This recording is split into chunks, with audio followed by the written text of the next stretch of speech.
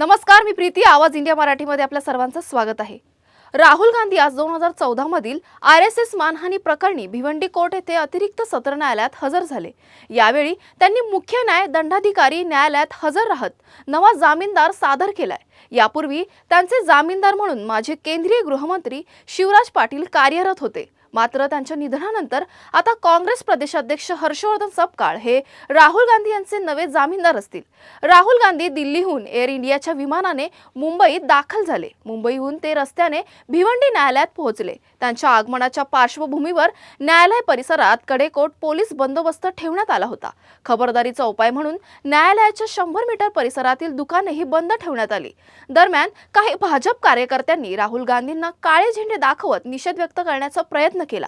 मात्र पोलिसांनी वेळीच हस्तक्षेप करून परिस्थिती नियंत्रणात आणली. सुनावणीनंतर राहुल गांधी पुन्हा रस्त्याने मुंबई विमानतळाकडे रवाना झाले. भिवंडी शहरातून बाहेर पडताना त्यांनी नागरिकांना हात हलवून अभिवादन केलं.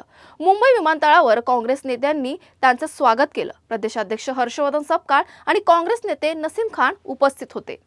तुर्तास वेळ झाली. इथेच थांबण्याची. नवीन बातम्या बघण्यासाठी पाहत राहा आवाज इंडिया मराठी, शोध सत्याचा.